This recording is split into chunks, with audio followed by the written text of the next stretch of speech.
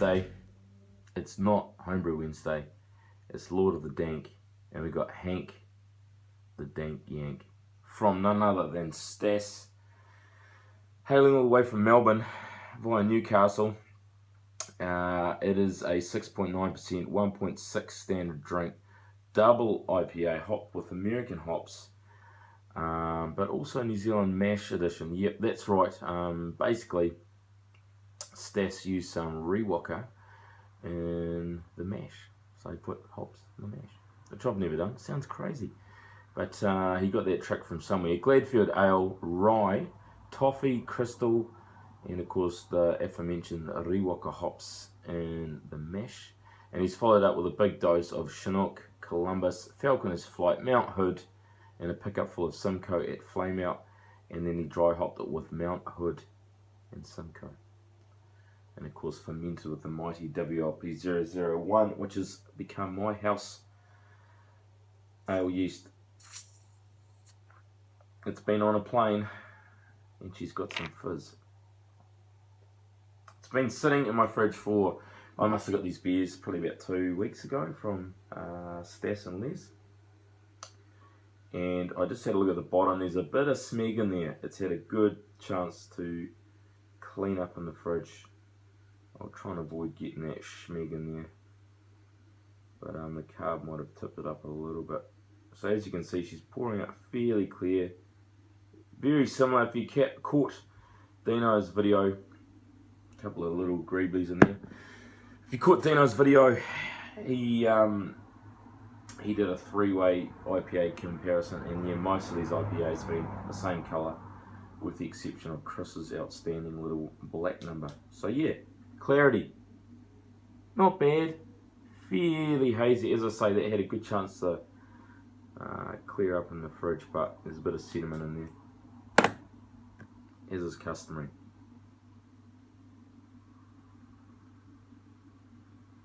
I'm getting hops, malt, and yeah, a little bit of stank. Nice. I've let this sit outside for about 10 minutes out of the confines of the fridge. I tell you what, there's some good aroma there, Stass. It's got it's got a little bit of pungency there. Pine, resin, some sweet malt, and yeah, a pungent aroma that I would probably describe as pink. Smells nice, a little bit tropical as well. So cracking aroma these Stass. Let's get into it.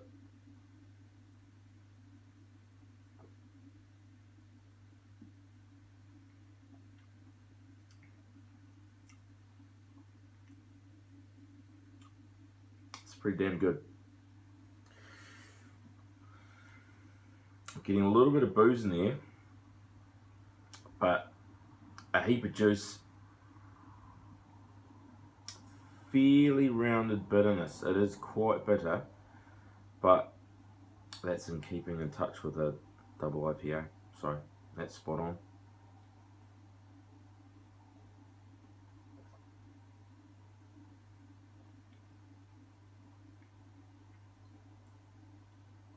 Very dry finish, sweet up front and dries out. And I don't know if Stass has put out a video of this brew, but he used I think it was palm sugar, which took him, I think it was about an extra couple of weeks for it to ferment out, because they had to go through about 3 different sugar phases before it turned into maltose or whatever, I don't know. But basically long time to ferment, because it had to convert its way out of like 3 sugar phases. So yeah, it's definitely dry, and having done a beer recently where I added a wee touch of sugar, a bit of corn sugar and DME, it's a good little trick for drying out your beer, because that dryness makes you want to come back for another sip. So it works.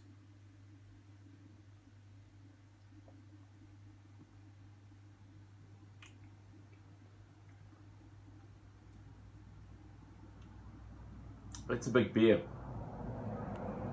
It is, as I say, fairly sweet up front, fairly malty. I'm getting kind of the flavours that you'd expect from some of those hops. I can't particularly identify any because there are a whole bunch, but I guess I'm getting a little bit of citrus, which you'd get from Falconer's Flight, because I think there's some citra in there. It's a bit of a mixed one, and I'm getting some pine, I'm getting some resin from the Columbus and the Chinook.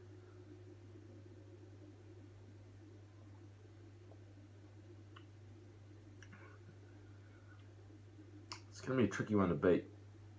That's a good beer, Stass. You've served me up some pretty good beers before, and I was ready for a flop, but this isn't one of them. And in fact, I'm now dreading taking you and Grant on in the SJ Paul comp. I'm shit scared. There's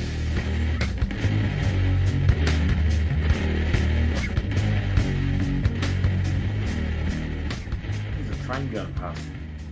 The final beer to be scored is part of the Dank Lord competition, Lord of the Dank. It's Dank Diggler by none other than Sean at Megatun Brewing. Now Sean has given me nothing but quality gear over the past sort of 6 months or so that I've been trading beers with Sean, so I'm sure this will be no exception. No special points for the label, mate, but it's all about what's inside. Very full bottle. I think I saw somebody inhale it up their nose. I think it was Tim. So I'll be wary of that. Some good sweetness. A little bit of hop aroma. I'm pretty sure this is off keg, because I know Sean was waiting a little while for this to be carbonated. It's pretty hazy there, fellas. Whew. Nice colour, but about as dirty as my beer. So I've let this warm up for about 15 minutes. And no, there's a bit of clarity there. Really nice colour. Kind of red, but there is a lot of hop haze in there, which means it must be good. It must be full of hops. So let's give it a bit of a swirl. Yeah, picking up a little bit of pine and resin now. Even though I think I'm getting a cold, but you know, so I thought I'd get this beer in. Some good malt sweetness, some pine, some resin, and a bit of tropical fruit. To be honest, I know very little about this beer, so all I'm going to do is just dive and enjoy it. Cheers, Sean at Megatun Brewing. Thanks for getting this beer to us, and yeah, I'm sure it'll be fantastic.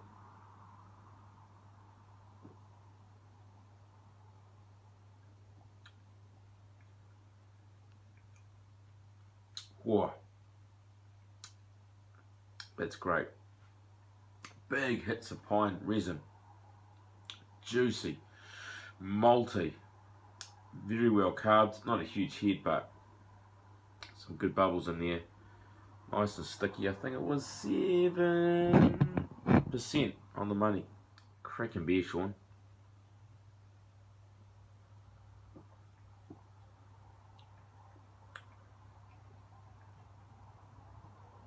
A little bit of booze here, but if I brewed this, I'd be pretty stoked, Sean. How do you do it? I think it's because he's, I think he did a science degree. He knows what he's doing, old Sean. Cracking double IPA. I'll keep it short. Cheers, Sean. Awesome.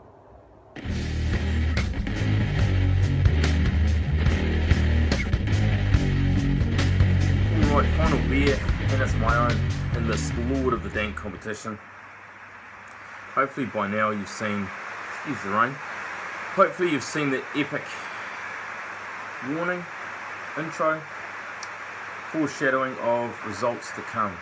And bearing in mind there's a long history of Australian and New Zealanders getting on and yet not getting on. We've decided to recruit an impartial Irishman in the form of Big Banana. So hopefully you've seen that little video of his. It's phenomenal.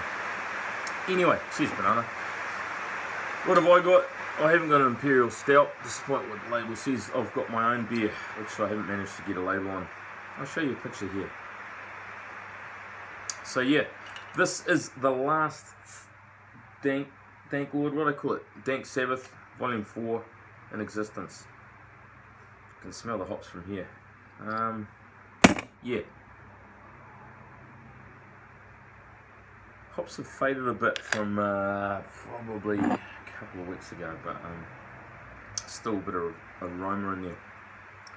So as I explained quite a while ago now, this competition was all about finding out how to make a really smelly and just good double IPA or pale ale IPA. They're all kind of interchangeable, I suppose, except for a few obvious differences, but predominantly they should be hop forward.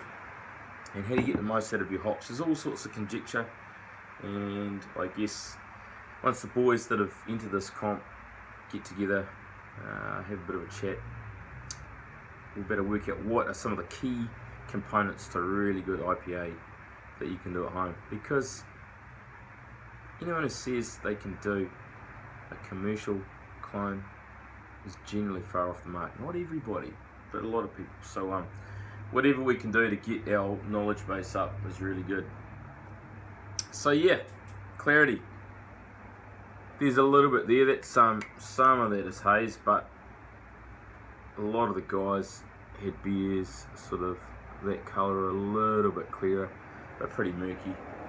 There was a heap of hops, and in fact, in this recipe, I'll show you the recipe now. A lot of stuff in there I had. It was pretty much a supercharger malt base. Now, my beers in the past have either varied from either really malty and sweet to really hoppy and juicy, and I haven't really had a chance to find the balance.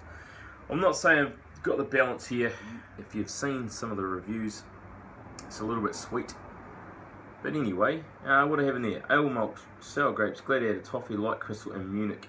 If I was to do this a little bit differently next time, I would dial back the Munich. There's 170 grams in there, and along with the toffee malt, there's a lot of sweet malt in there. And I think that's probably one of the issues there.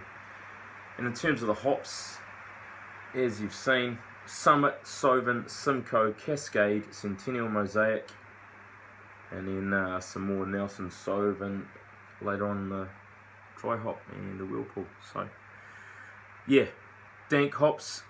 I think I selected some good ones. Almost got some up the nose then. Yeah, I did. There's some pungent ones in there. Nelson Sauvin and the Summit I would definitely use again if I was doing Dank IPA. Those are really good. I had a good experience with the Nelson Sauvin and the fresh hop in terms of it being just really pungent. The Mosaic was just great for that just tropical fruit burst that you get. And I suppose I didn't use any Columbus in this, even though I know that that is one of the Dank hops. I guess it's just fairly pervasive and almost a bit too piney, so yeah, I stayed away from that. This, of course, is the second brew that I did for this competition, because the first one had kind of all the hallmarks for what should have been a really good IPA. It was nice and bitter, it was really malty, but the hops weren't there. So, what are my findings? My findings are that water chemistry is key. If you want aroma, you've got to sort out your water chemistry. Case in point, I did a water chemistry that was a little bit more, according to the science, a little bit more malt driven. And that's what I got. The first beer for this competition I brewed up was really piney, really resinous, but it didn't stink. It had an awesome taste, but I wasn't getting any aroma. Really malt driven, resiny, piney. What I do for the second, once again I'm competing with the rain. The second brew, I did more of a hop forward profile in terms of my water chemistry, so I threw quite a bit of gypsum in there, and it paid off in spades. That's how I got the aroma. That's my biggest finding. I think, yeah, get your water chemistry right, and you get some really good aroma. Anyway, I've waffled for friggin' 5 minutes and haven't even had a drink. Cheers, guys.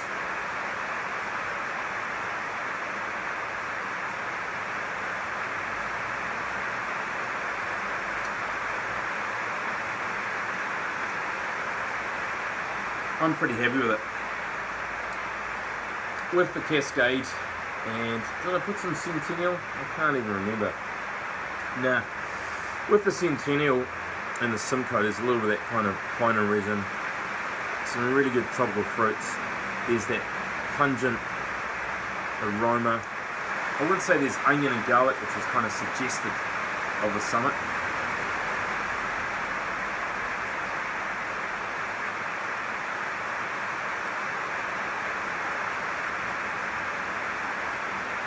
And when I drink this, a couple of people said it was a bit sweet. Yeah, I think it is a bit sweet. As I said, I've dialed back the minute, but really it could just do with a few more hops. I've been a little bit upset in the past where I've just over-bitted my IPA, so I've probably dialed it back quite a bit. And in fact, I only put a little bit. I put first wort 5 grams of Summit, so I could have easily doubled or tripled that amount. And yeah, I reckon that would have paid off in terms of balancing the beer out. Other than that, I'm friggin' happy with this beer. You can't taste it, only 8 others have.